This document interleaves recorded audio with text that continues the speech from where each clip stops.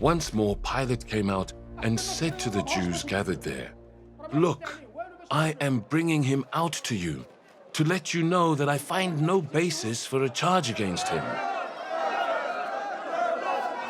When Jesus came out wearing the crown of thorns and the purple robe, Pilate said to them, "Here is the man."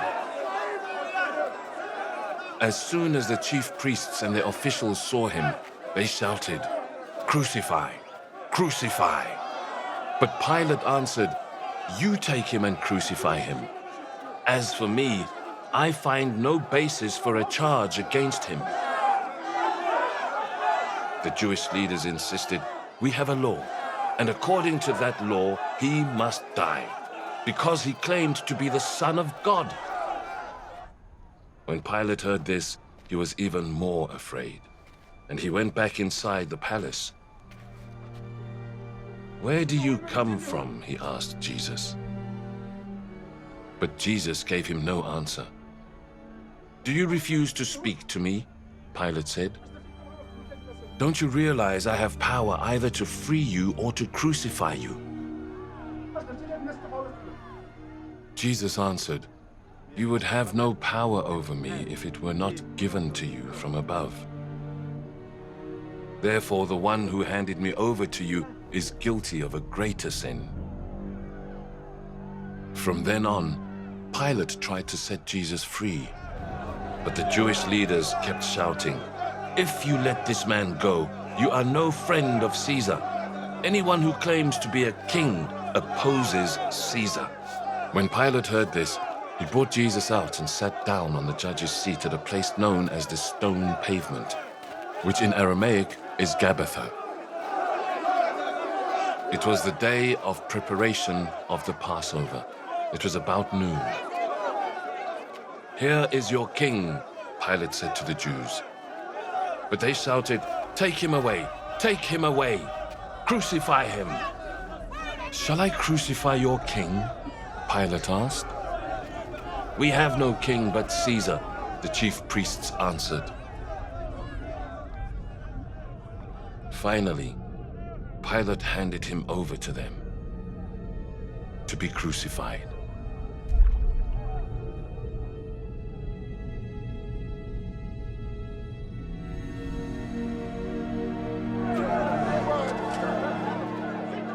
So the soldiers took charge of Jesus.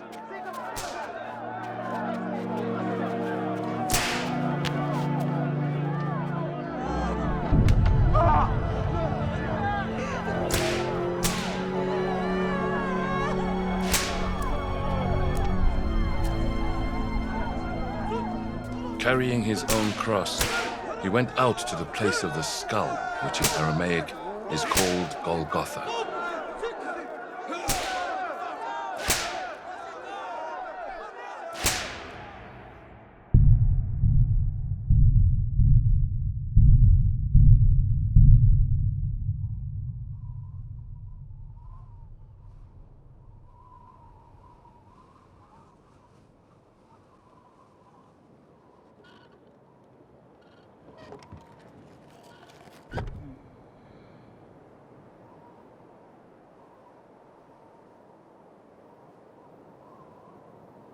There, they crucified him, and with him 2 others, one on each side, and Jesus in the middle.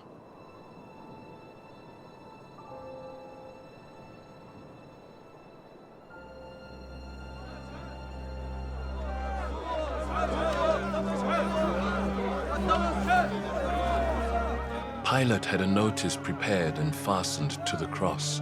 It read, "Jesus of Nazareth, the King of the Jews." Many of the Jews read this sign, for the place where Jesus was crucified was near the city, and the sign was written in Aramaic, Latin, and Greek. The chief priests of the Jews protested to Pilate, "Do not write, 'The King of the Jews,' but that this man claimed to be King of the Jews." Pilate answered, "What I have written, I have written." When the soldiers crucified Jesus, they took his clothes, dividing them into 4 shares, one for each of them, with the undergarment remaining. This garment was seamless, woven in one piece from top to bottom. "Let's not tear it," they said to one another. "Let's decide by lot who will get it."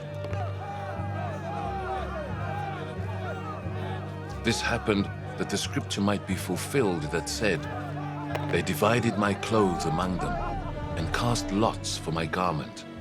So this is what the soldiers did.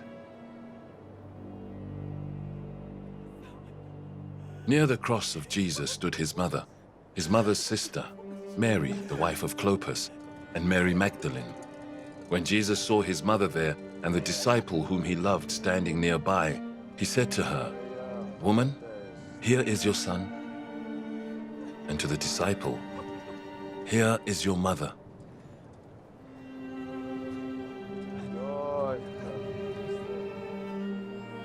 From that time on, this disciple took her into his home.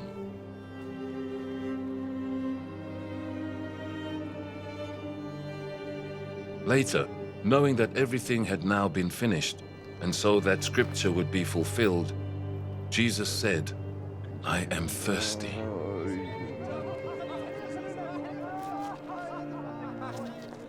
A jar of wine vinegar was there, so they soaked a sponge in it, put the sponge on a stalk of the hyssop plant, and lifted it to Jesus' lips.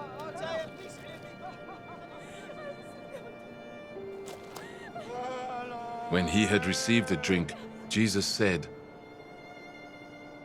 "It is finished." With that, he bowed his head and gave up his spirit.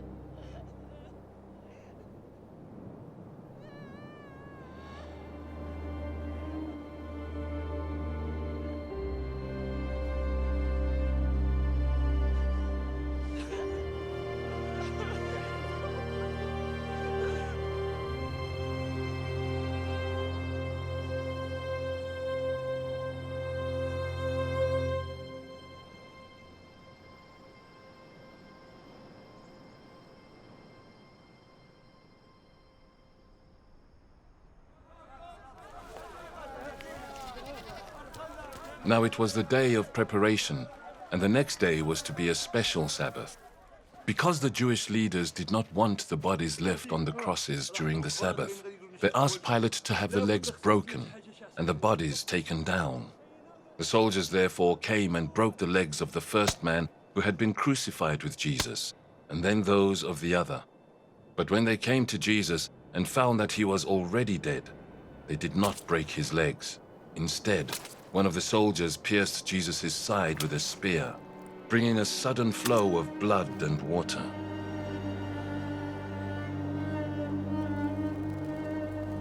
The man who saw it has given testimony, and his testimony is true. He knows that he tells the truth, and he testifies so that you also may believe. These things happened so that the scripture would be fulfilled. Not one of his bones will be broken, and, as another scripture says, they will look on the one they have pierced.